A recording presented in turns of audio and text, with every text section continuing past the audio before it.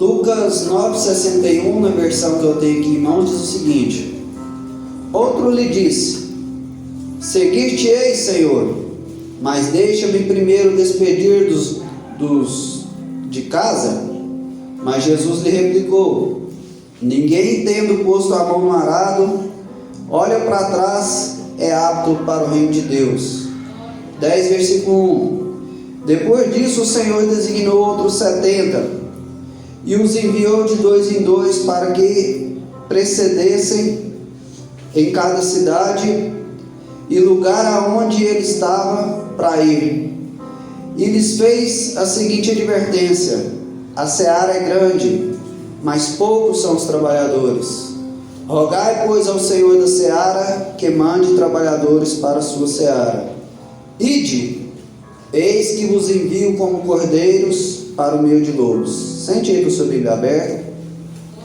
Nós estamos num culto a Deus, com a palavra direcionada para missões, que missões nada mais é do que trabalhar na obra de Deus, cumprir o chamado, a obra, o trabalho que Deus designou para cada um de nós.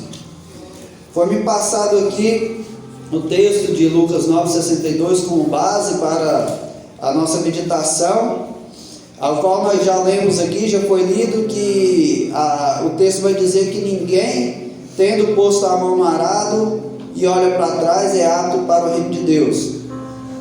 Porém é importante lembrar que a Bíblia, originalmente, ela não foi dividida entre capítulos e versículos. Isso foi feito recentemente que eu falo alguns séculos atrás, para ficar mais fácil de nós acharmos o texto. Então, quando nós vamos ler um texto como esse aqui, nós temos também que ter em mente que no original, o versículo 62 do capítulo 9 já era, e o versículo 10, o versículo 1 do capítulo 10 já era a continuação do texto. E nós temos que ter em mente que o texto ele tem que ser entendido à luz do seu contexto. Por isso é bom quando nós formos meditar no texto, olhar os versículos para frente, para trás, que é o contexto direto, e também comparar com outras partes das Escrituras para termos um melhor entendimento. Porque, como já diz o pastor Silas Malafaia, texto fora do contexto é pretexto para heresia. Então, como palavra introdutória aqui nessa noite, glórias a Deus, eu quero dizer para vocês que é bom você voltar uma página aí na sua Bíblia, aí, você que está com a sua Bíblia aberta. No capítulo 9, versículo 1, vai dizer assim: tendo Jesus, 9:1, tendo Jesus convocado os 12, deu-lhes poder e autoridade sobre todos os demônios e para efetuar curas.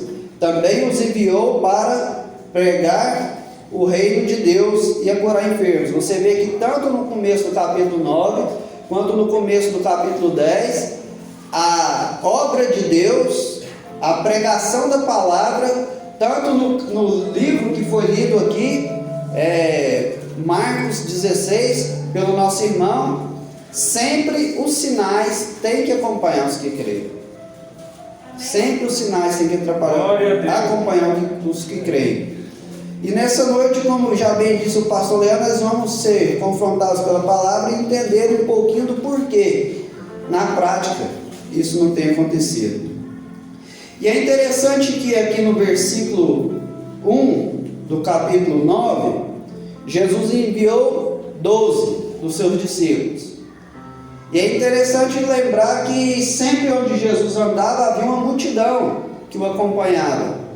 A Bíblia vai dizer que uma multidão aproximadamente de 5.000 homens, fora mulheres e crianças. O que daria aí, jogando uma conta baixa pelo tanto de mulheres que havia naquela época e o tanto de crianças, nada, 25.000 pessoas. Então, de 25.000 pessoas, Jesus envia 12. Depois, lá na frente, a gente vai ver que no texto que a gente leu, que ele enviou 70. Mas antes de chegar nessa parte, eu quero dizer para vocês que essa autoridade, esse poder que Deus deu para aqueles discípulos, ele também, essa autoridade, esse poder também está disponível para nós. E tem muitas passagens do apóstolo Paulo que tocam muito meu coração, e uma delas, pastor Leandro, é aquela passagem que ele diz o seguinte: o meu evangelho, o evangelho que eu prego, não é baseado em sabedoria humana. Lembrando que o apóstolo Paulo tinha uma mente brilhante, e ele poderia muito bem impressionar o povo daquela época com a sabedoria humana que ele tinha. Porém, ele diz: o meu evangelho é baseado em demonstração do Espírito Santo e poder. E é isso que nós como igreja precisamos. Tem muitas pessoas escravas espiritualmente presas em falsas religiões por causa de falsas curas. Eu fiz uma novena tal, eu fui lá na Aparecida não sei das quantas e fui curado. Então tem muita gente presa nessas coisas por causa de falsas curas, enquanto Deus já disse: eu vos dou autoridade e poder. Mas o que acontece? Muitas vezes nós ficamos desapercebidos, acomodados, e não tomamos posse dessa promessa. Nem estava aqui no meu esboço, nem está aqui, mas no lote de cima de casa lá, onde eu moro, era um lote vazio. Certamente tinha um dono, mas o dono não apareceu para colocar uma cerca, o dono não apareceu para limpar, e alguém foi lá e passou uma cerquinha. Passado o tempo, o dono não apareceu para ir lá perguntar quem colocou a cerca. Alguém foi lá e começou a plantar um milho. O tempo se passou, o dono não apareceu para tomar posse, e foi se passando o tempo, foi se passando, e aquela pessoa ganhou aquele lote por uso e fruto. Espiritualmente falando, é da mesma forma. A Bíblia fala assim que Deus já nos abençoou com toda sorte de bênçãos nas regiões espirituais. Porém, muitas vezes nós não tomamos posse daquela bênção, e o ladrão vem e faz o quê? Rouba. É aquela passagem da semente que caiu à beira do caminho. E é impossível nós termos êxito na obra de Deus se nós não tivermos cheios do Espírito Santo.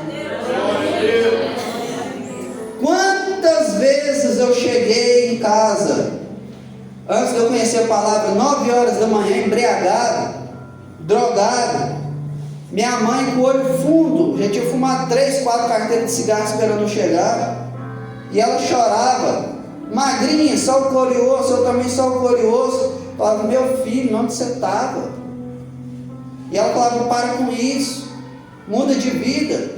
Mas mesmo eu sempre amando ela, isso nunca passou pela minha cabeça mudar, porque sem a ação do Espírito Santo, qualquer um que subir aqui sem a ação do Espírito Santo é só palavra jogada ao vento. Mas o dia que eu comecei na igreja, comecei a ouvir homens e mulheres cheios do Espírito Santo, aquela palavra que é mais afiada do que uma espada de 2 gumes, ela entrou no meu coração, aleluia, e até hoje queima. Aleluia. O próprio Jesus só começou a pregar a palavra depois que ele foi batizado nas águas e batizado com o Espírito Santo. Ele só enviou o povo para fazer a obra, esses 12, depois de dar autoridade. Ele só enviou os 70 para fazer a obra depois de dar autoridade. Ele só disse para a igreja: permanecer em Jerusalém até que do alto sejais revestidos de poder, para depois de pregar o Evangelho. E muitas vezes nós não estamos tendo êxito porque nós não estamos buscando ser cheios do Espírito Santo. Aí a palavra entra no ouvido e sai do outro. Aleluia.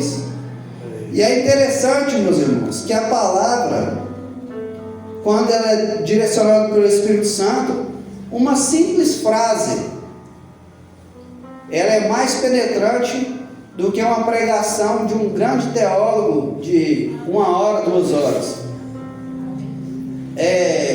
Eu esqueço o nome do esposo daquela, o irmão que está lá no penúltimo banco lá, é isso? Como é que é o nome do seu esposo? José Antônio. Há uns 12, 13 anos atrás, ali na sede, gostava de ser nos cultos, estava naquela fase assim, indo na igreja, mas ainda na bagunça. E aí eu chego lá na minha igreja, lá onde eu congrego hoje, meu bermudão, meu chinelinho baiano branco, parecendo uma árvore de Natal, brinco, piercing para todo lado, um colarzão que chegava a emborcar o pescoço. E aí, escutando o culto lá de boa, na hora que eu estou indo embora, o esposo dela parou eu assim na fila lá e falou assim, naquela época os homens sentavam de um lado e as mulheres sentavam do outro. Aí ele pegou na minha mão, beleza, eu, de boa. Aí ele, continua vindo na igreja? Aí eu, tranquilo, irmão. Aí ele olhou dentro do meu olho e falou assim, aconteça o que acontecer, continua vindo da igreja. Uma flechada no meu coração. Passaram os dias, às vezes na época eu tinha uns eventos lá no parque, o Daniel bem lembra, né? O povo ia lá empinar roda, né? Beber cachaça, escutar som automotivo. E às vezes eu estava lá muito doido, muito drogado, muito bêbado. Aí eu, nossa, hoje é domingo, queria tanto ir no culto. Ah, mas como é que eu vou no culto desse jeito aqui nessa situação? Aí eu lembrava da palavra, aconteça o que acontecer, não deixe de morrer. Aleluia. Tomava um banho, chegava lá, sentava quietinho lá no meu canto, escutava a palavra, chorava. E aí eu fui pedindo, Deus, eu quero mudar de vida, me ajuda, Senhor, me ajuda, eu não consigo. E fui buscando, e através do poder do Espírito Santo na vida dos irmãos, aleluia, para aqueles que diziam, isso aí não vai durar nada não, isso aí está indo na igreja para desviar as irmãzinhas, né? Que era o que os meus amigos falaram para mim. Graças a Deus, para a honra e glória de Deus, mesmo eu não prestando, mas graças a Deus, Deus tem transformado a minha vida e me dado oportunidades como essa.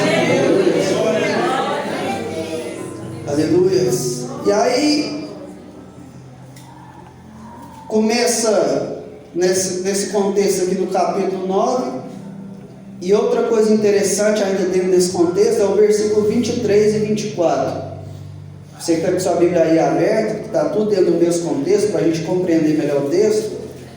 E aí ele vai dizer no versículo 23 e 24 do capítulo 9 e 25, vocês conhecem de cor, mas diz o seguinte, Jesus ensinando, dizia a todos, se alguém quer vir após mim, a si mesmo se negue, dia a dia, e tome a sua cruz e siga-me. Pois se alguém quiser salvar a sua vida, perdê-la-á. E quem perder a sua vida por minha causa, essa a salvará. Que aproveita um homem ganhar o mundo inteiro se vier perder-se, ou causar-se dano a si mesmo? A versão corrigida fiel fala assim, o que adianta alguém um homem ganhar o mundo inteiro e perder sua alma? Então o que Jesus dá nos seus ensinamentos, ele coloca aqui uma condição para quem quer seguir. Cadê os seguidores de Jesus aí? Amém? Glórias a Deus. Deus coloca uma condição para nós. Quem quer seguir a Jesus tem que negar a si mesmo. Meus irmãos, não tem para onde correr. Não tem. Hoje tem muita gente falando aí na internet, não, Deus me aceita do jeito que eu sou.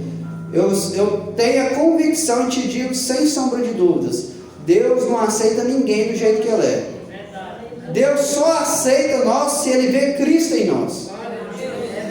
Não adianta eu pensar, estou com um terninho arrumadinho, estou falando aqui no microfone, eu oro, eu jejum, eu faço isso, eu faço aquilo, meu irmão. Se Deus não vê Cristo em nós, a ira dele vai se derramar em nossas vidas. Nicodemos era mais santo do que nós tudo aqui junto.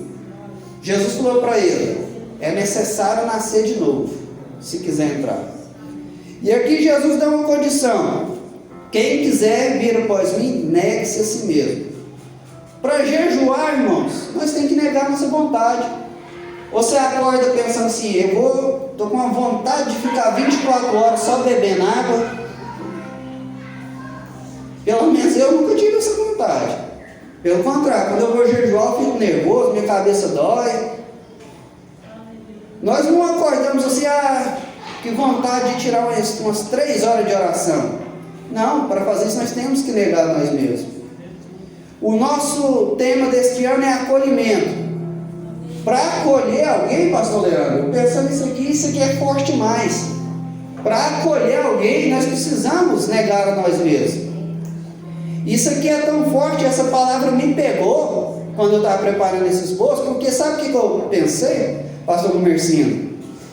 Nem o pastor Leandro, que é um camarada abençoado, pessoa boa, juntamente com a sua família, nem ele, que é uma pessoa tranquila, eu nunca convidei para ir lá em casa ter um momento de comunhão, me acolher ele, acolher a família, comer um churrasquinho, comer um peixe assado. E pastor Leandro, tem que marcar, né?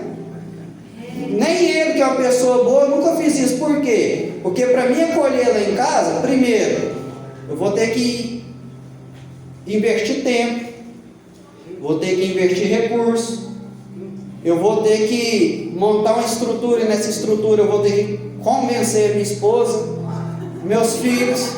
Então tem tudo, algo ali envolvido naquilo ali. E aí o que acontece? Se nem ele, que é uma pessoa boa com a família, eu às vezes não estou disposto a negar a mim mesmo, porque dia de domingo todo mundo gosta de comer na casa de alguém, né? Da mãe, né? Do pai, quem tem, né? Quando tinha os eventos da igreja, o almoço da igreja, não precisa lavar vazio, não precisa fazer nada, né? Agora, para você convidar alguém, para se apoiar alguém, tem que negar a si mesmo. Agora eu te pergunto, se nem uma pessoa boa, se nem os nossos pastores, que eu também nunca fiz isso com o pastor Robson, nunca convidei para ir lá, detalhe, às vezes as pessoas convidam, mas pensando o quê? Pensando em pedir uma oração, convida pensando o quê? Vamos lá que fulano está passando mal, tem que levar para o hospital, vamos lá expulsar um demônio, vamos lá porque meu filho está querendo suicidar. Isso a gente lembra, mas para o bem a gente não é. Por quê? Porque nós temos dificuldade de negar nós mesmos. Só que isso aqui não é algo que a Bíblia vai dizer que é uma opção, mas é uma condição. E aí o texto vai continuar dizendo, falando o seguinte: dia a dia tome a sua cruz. O evangelho, irmãos, não é uma vez salvo, salvo para sempre. É dia a dia. É dia a dia. Ontem eu tive que morrer para as minhas vontades. Hoje eu tenho que morrer para as minhas vontades. Amanhã eu tenho que morrer para as minhas vontades. Aí, quando a gente vai olhando esse tipo de coisa, nós entendemos o porquê o demônio hoje entra e fica caladinho aí, tranquilo, entra e sai.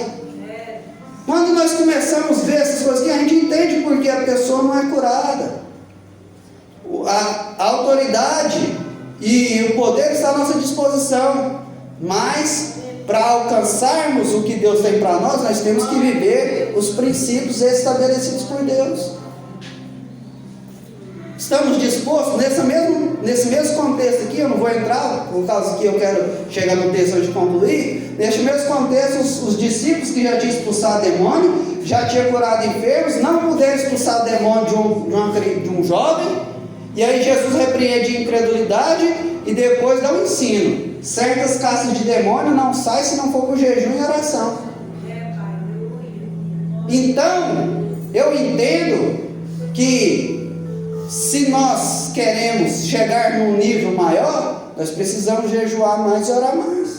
Eu louvei a Deus quando o pastor Leandro disse assim, no culto do amigo aqui, que eu pretendo fazer, eu quero convocar a igreja para jejuar e orar.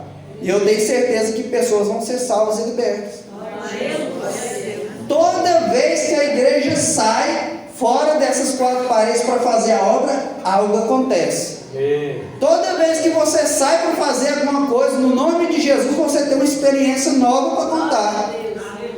Só não tem experiência para contar quem não vai. Se eles não tivessem ido, eles não tinham experiência, mas porque eles foram, eles voltaram alegre.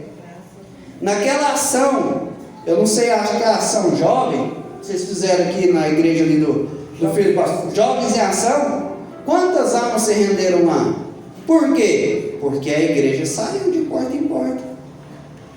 Uma vez nós evangelizando aqui nesse bairro, eu acredito que eram umas 2 ruas ali para o fundo, a irmã Maria Vaz bateu palma, estava assim, mais ou menos distância aqui no portão, vi uns 4 cachorros latindo assim, ó, grandão pro lado dela.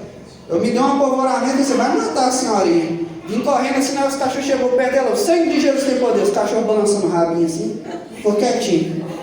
Ninguém falou não, eu vi, irmãos. Só tem história para contar quem vai fazer algo.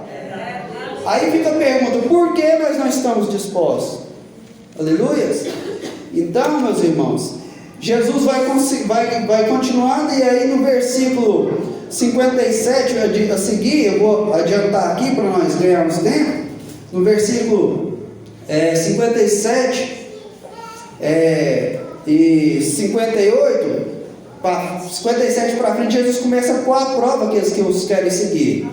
57 vai dizer o seguinte: indo ele caminhar fora, alguém lhe disse: seguir-te-ei para onde quer que fores. Mas Jesus lhe respondeu: as raposas têm seus covis e as aves do céu seus ninhos, mas o Filho do Homem não tem para onde reclinar sua cabeça. Sabe o que é isso aqui, Maurinho? Que Jesus falou para ele, falando num bom goianês: tem hora que o pau vai cair a folha, mano. Tem hora que vai dar ruim.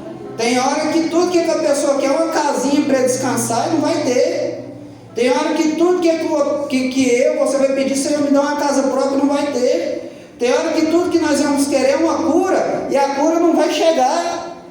Quando eu estava com minha perna com o tendão arrebentado, eu ia na igreja e pensava, bem que podia um profeta ir lá e orar para mim, eu saí correndo aqui, eu jogar essa muleta aqui e saí correndo. Estava na vontade de andar, 1 ano andando de muleta, mas nem sempre é desse jeito, irmãos.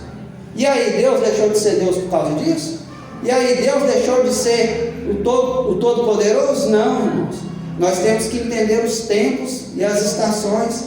E aí o primeiro ele chega falando que quer ir, o segundo Jesus convoca, versículo 59. E a outro Jesus diz: segue-me. Ele, porém, respondeu: permite-me primeiro ir sepultar meu pai. Jesus insistiu: deixa os mortos sepultar os próprios mortos. Tu, porém, vai e prega o reino de Deus. Sabe o que é isso aqui, irmãos? Urgência na evangelização. Quando o pastor Leandro falou isso aqui, eu pensei, ele deve estar lendo meu esboço. Brincadeira, eu sei que o Espírito Santo está ali, está em mim também. Urgência para pregar o evangelho. Imagina só, Jesus coloca o evangelho de uma forma tão urgente que fala assim: ó, deixa esse velório de lado e vamos pregar o evangelho. Deixa os mortos se virar os mortos, vamos pregar a palavra. Chegamos no versículo lido. E outro diz: seguir-te-ei, Senhor, mas deixa primeiro despedir-nos de casa. Mas Jesus replicou: ninguém que tendo posto a mão no arado olha para trás é apto para o reino de Deus. Glórias a Deus. Meus irmãos, o problema aqui não era aquele homem ir lá despedir dos seus parentes para seguir Jesus. Por que eu digo isso? Porque Mateus, conhecido como Levi, ele, quando Jesus chamou ele na coletoria de impostos, ele foi lá, fez um grande banquete e despediu dos seus amigos e familiares para depois seguir Jesus. O problema não é esse. O problema aqui é que Jesus percebeu nele algo que tem arrebentado com o meu ministério e tem arrebentado com o ministério da maioria do povo de Deus, que se chama procrastinação. O que é isso? Deixar as coisas para depois. E até falou assim: não, deixa eu fazer isso aqui primeiro, aí depois eu te sigo. Quantas vezes você vai evangelizar a pessoa? Não, quando eu parar de fumar, aí eu vou para a igreja. Não, quando eu parar de beber, aí eu vou para a igreja. Não, quando eu tiver mais velho, a pessoa tem convicção, vai ficar mais velho. Como que vai saber disso? Você não vai morrer daqui a 2 minutos? Quando eu ficar mais velho, aí eu vou para a igreja. E Jesus vai lá e fala para ele: ó, meu amigo, o negócio é o seguinte, resumindo aqui, ou você quer pôr a mão no arado, ou você fica olhando para trás. Os dois não tem jeito. Não tem jeito, irmãos. O evangelho É tudo ou nada. É tudo ou nada. Glórias a Deus. Santo é o nome do Senhor. Aleluias. Santo é o nome do Senhor. Se as coisas de Deus não for prioridade em nossa vida, irmãos, não vai funcionar. Não vai funcionar. Aí, chega aqui, eu já vou terminar, no versículo 10, que eu achei muito interessante, que nós já lemos aqui, no versículo 1 do capítulo 10, que ele vai falar que Jesus enviou os 70. Eu fiquei meditando. Pensa para você ver. Cerca de 25 mil pessoas seguiam Jesus. Primeiro, ele enviou 12. Depois ele enviou 70. Isso aqui, mais ou menos uma conta, né? A gente não pode bater o martelo, mas mais ou menos dá uma conta assim, pastor Leandro. De cada 357 pessoas que seguiam Jesus, um estava disposto a cumprir os requisitos para fazer a obra. E aí você vai para os dias de hoje. Quantos membros nós temos aqui hoje, aqui, contando tudo aqui, só aqui na Vila América, mais ou menos? 130, tudo assim. Tudo, né? 100, contando com tudo, né? Rapaz, não tá, né? 130. Desses 130, quantos vêm para a escola dominical? Desses 130, quantos são frequentes no culto de ensino? Desses 130, quantos são fiéis na contribuição? Porque tem um negócio, meus irmãos. Hoje eles pregam muito na internet contra a contribuição, fica falando, pegando os podres aí dos pastores que exploram a igreja, fica pregando contra a contribuição, mas é o seguinte, se a geração do pastor Gumercindo tivesse ouvido o que está falando e deixar de contribuir, eu não teria uma porta aberta na igreja para ir lá e converter. Então, quando você vai olhar, nós somos muitos, mas no dia do evangelismo, domingo de tarde, quantos estão disponíveis? Nós somos muitos, mas no dia de dar uma de mão para rebocar a igreja, fazer um muro, dar uma faxina na igreja, quantos estão disponíveis? Nós somos muitos, mas no dia de visitar uma pessoa aí do nosso meio mesmo, que está doente, quantos estão disponíveis? E aí, eu encerro dizendo o seguinte, para não passar do tempo. Jesus ensinou para nós orarmos para os trabalhadores, porque a seara é grande e poucos os trabalhadores. Mas nós, não sei porquê, fazemos o contrário. Nós oramos, Senhor, manda almas. E eu lendo esse texto aqui, imaginando o Espírito Santo, vai trabalhar, vai pregar o Evangelho, vai falar de Deus. Jesus não mandou nós orar para salvar almas, nós mandou orar para que venham trabalhadores. Porque eu tenho certeza, irmãos, e eu vou provar isso aqui para você agora. Nós somos, não vou contar aqui, mas suponhamos que nós somos aqui 70 pessoas.